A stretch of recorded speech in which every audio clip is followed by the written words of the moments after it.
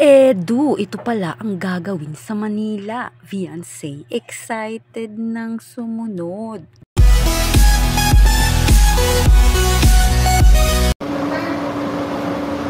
Hello po guys. Yan galit. Yan si Kalinga Prab. Nakapaso na rin po namin si Beyonce dito. Susundo. Ay, kuha na pala Ed. Ay, kuha na. Malapit na pala daw. Wala silang pasok. Masunod yun dito. Abangan din ang pagsunod. Kamusta po mga kalingap? Muling nagbabalik ang inyong lingkod mini vlog. Naghahatid ng update patungkol sa mga kalingap. Kung bago ka pa lang sa aking channel, mag-subscribe na at huwag kalimutang mag-like para lagi kayong updated sa aking mga videos.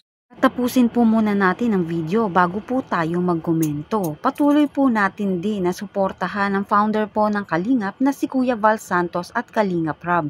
Dahil alam naman natin na madaming natutulungan sila ng mga kababayan natin. Araw-araw po natin na suportahan at panoorin ang kanilang mga videos. At ito nga mga kalingap, pinakatopic natin, Edu, ito pala ang gagawin sa Manila at Beyonce susunod. Yan nga po ang bulong ni Kalinga Prab. Mapapanood natin mga kalingap dito nga po sa kanilang video. Credit to the owner of this video, Gil Lumags TV. Hello po guys. Yan galit. Yan si Kalinga Prab. Nakapaso na rin po namin si Beyonce dito. Susundo. Ay, kuha na pala Ed. Ay, kuha na. Malapit na pala daw. Wala silang pasok. Masunod yun dito. Abangan din ang pagsunod. Maganda yan. Nastig yan. Maganda-ganda yun guys. Kasi susunod si Beyonce. Diretso na sa Korea. Yes, tama. Diretso na sa Korea guys. Abangan ng Korea. Ay, ganda no? Ilang days na yung Korea natin na? Allah. Ay, 1 week. Tagal Eds, 1 week. 1 week guys. 1 week tayo sa Korea. Ay, kasama ng biyahe. Ganun dapat ang travel, mga 1 week. Oo. Yung 4 days lang, nakakapagod yun. Pag 1 week kasi, relax lang kayo eh. Para sulit guys, para sulit. Tapos ilang days na lang wala nang pasok no. Kasi October 23 ngayon. Ay 23 na bukas. Kasi sem break na guys, sem break. Susunod ni Shout out Casey. Susunod ni wifey ni FD to guys. Susunod yun. Abangan nyo guys.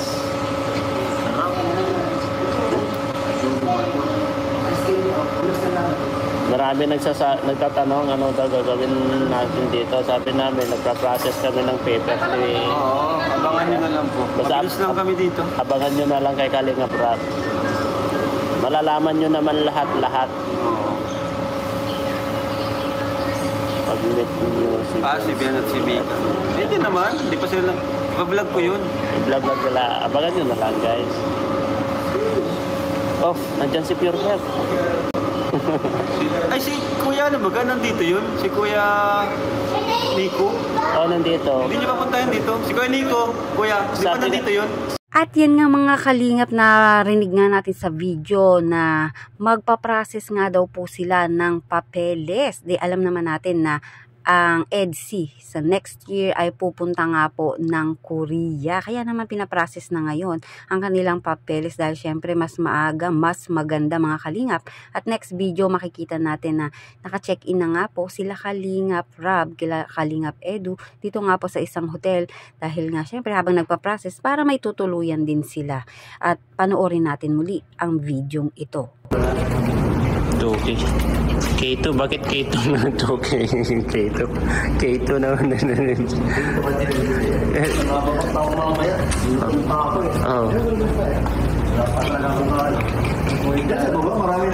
Wow, ang lamig sa loob. Grabe, ang lamig. Sa kwarto kayo, kami na yung sa labas. Tagal mo na rin dito. Tagal na. Doon muna ako sa bahay. Pateros. Nagawa ako dun. Sa Pateros? At yan nga, kitang-kita naman natin na talaga namang hindi pa nakakarating ng Korea ay inaasikaso na agad ang kanilang mga papeles dahil nga unang-una mga kalingap hindi naman basta-basta mag-process ng mga papeles lalo na kung pupunta ka nga sa ibang bansa. Maaga pa or 3 months before flight ay pinaprocess na po yan dahil marami nga pong ipinapasa at interview pa po yan na nangyayari. Bago ka nga makakalingap ay talagang inagahan para nga maging maayos ang kanila nga pong maging biyahe next year. At nakakatuwa syempre, nakikita ninyo na iba't ibang lugar na nga ang napupuntahan ng EDSI, lalo na nga po nito ni Viancy, diba? Napakaswerte talaga ng batang iyan at talaga namang pinagpapala.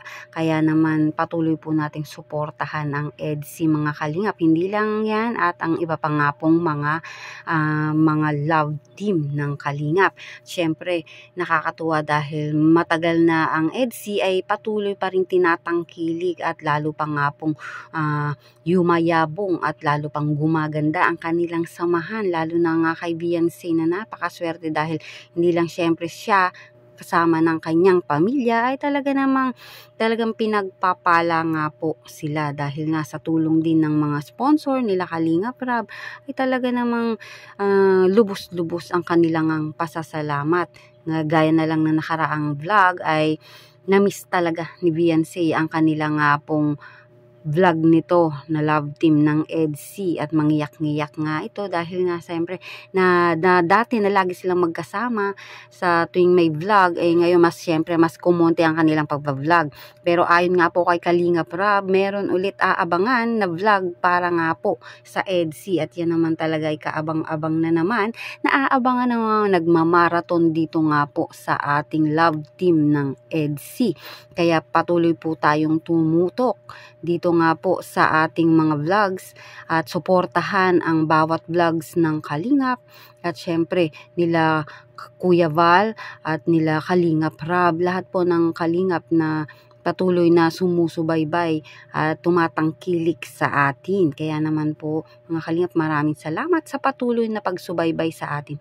Huwag po kayong manawa upang patuloy po tayong sama-samang magtagumpay. Kaya naman patuloy po nating suportahan ng EDSI mga Kalingap. At ganoon din mga Kalingap, patuloy nyo pong panoorin ang mga vlogs ni Kalingap Rab, nila Kuya Val at syempre wag naman po nating skip ang video dahil alam natin na maraming natutulungan sila ng mga kababayan natin mga Kalingap at lalo na mga pabahay ay napakadami nang nabigyan ng pabahay ang Kalingap kaya patuloy natin silang suportahan.